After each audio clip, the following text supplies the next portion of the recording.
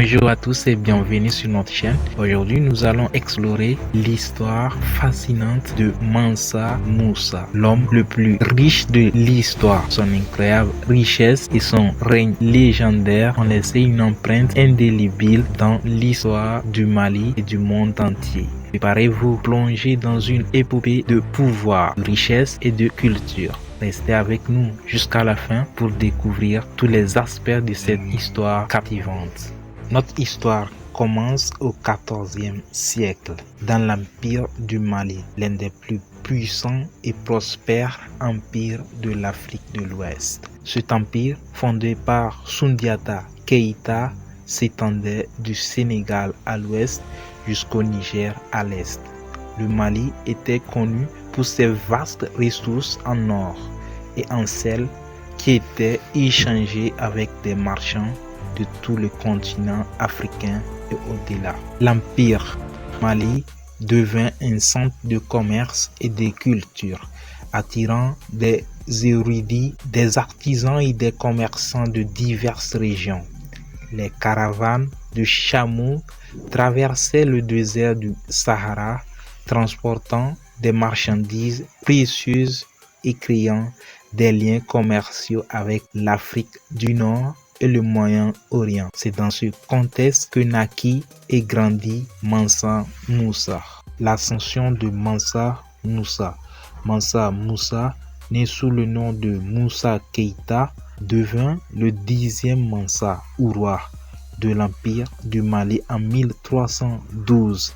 Il accéda au trône dans des circonstances inattendues.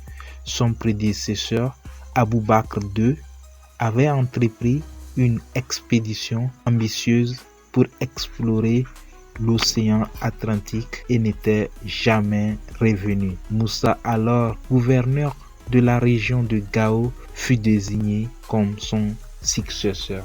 Le pèlerinage légendaire à la Mecque. Le pèlerinage de Mansa Musa à la Mecque, également connu sous le nom de Hajj, reste l'un des événements les plus extraordinaires de l'histoire médiévale. Mansa Musa ne se contenta pas d'un simple voyage religieux. Il transforma ce pèlerinage en une démonstration spectaculaire de sa richesse et de son pouvoir. Accompagné de milliers de soldats, de serviteurs et de chameaux chargés d'or, Mansa Musa traversa le Sahara, distribuant de l'or en abondance à chaque étape de son voyage. Les témoignages de l'époque rapportent qu'il offrit tant d'or en Égypte qu'il provoqua une dévaluation de la monnaie locale pendant plusieurs années. Ce geste généreux avait pour but de montrer la puissance et la richesse de son empire, mais aussi de renforcer les liens diplomatiques et commerciaux avec les autres royaumes musulmans. Ce pèlerinage spectaculaire attira l'attention du monde islamique et au-delà, plaçant l'Empire du Mali sur la carte en tant que centre de richesse et de culture. Il est rapporté que sa caravane comprenait environ 60 000 hommes, y compris des serviteurs et des esclaves habillés en soie brodée, et que chaque chameau transportait des centaines de livres d'or. Réalisation de Mansa Musa. De retour de son pèlerinage, Mansa Musa entreprit de nombreuses réformes et projets de construction qui laissèrent une marque durable sur son empire. Il investit massivement dans l'éducation, la religion et l'architecture. À Tombouctou, il fit construire la célèbre mosquée d'Engueribert et la madrasa de Sankoré qui devinrent des centres de savoir attirant des érudits de tout le monde musulman.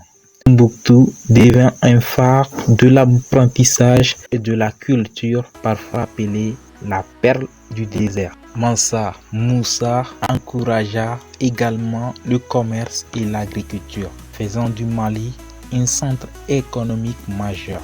Il établit des routes commerciales sûres et développa des infrastructures pour soutenir le commerce à grande échelle.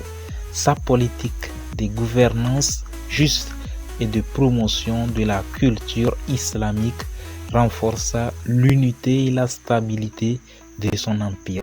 De plus, il fit venir des architectes et des savants de diverses régions, notamment de l'Égypte et de l'Andalousie, pour enrichir la culture et les connaissances de son peuple. L'une des réalisations les plus marquantes de Mansa Moussa fut la transformation de Tombouctou en un centre intellectuel et culturel de renommée mondiale. La ville attirait des érudits, des poètes et des savants de partout, contribuant à l'essor des sciences, de la littérature et de l'art dans l'Empire.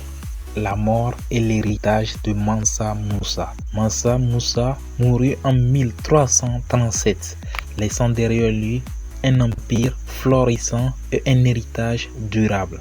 Son règne est souvent considéré comme l'âge d'or de l'Empire du Mali, une période de prospérité, de paix et de développement culturel.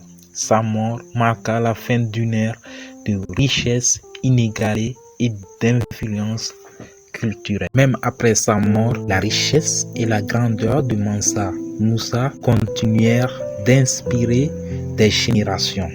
Les récits de sa générosité et de son pèlerinage légendaire se répandirent à travers le monde, faisant de lui une figure emblématique de l'histoire africaine. Son héritage perdura à travers les œuvres architecturales et culturelles qu'il laissa derrière lui, ainsi que dans les récits des griots. Le récit des griots est la mémoire de Mansa Moussa.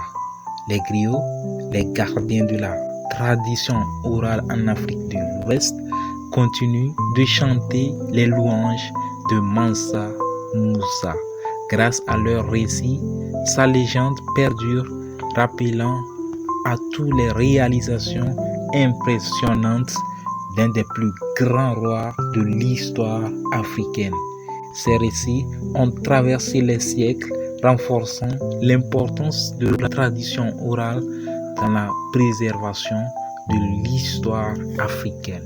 L'histoire de Mansa Moussa nous rappelle la richesse et la grandeur des civilisations africaines et l'importance de la sagesse, de la justice et de la générosité. Son héritage continue d'inspirer et d'éduquer et son nom restera gravé dans l'histoire pour toujours. Son histoire est également un puissant rappel de l'importance de la philanthropie et de l'éducation, valeurs qu'il a incarnées tout au long de son règne.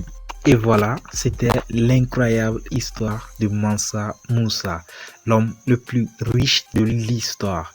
Si cette histoire vous a inspiré, n'oubliez pas de liker, commenter et partager cette vidéo. Abonnez-vous pour plus d'histoires captivantes et légendaires. Merci d'avoir regardé et à bientôt pour une nouvelle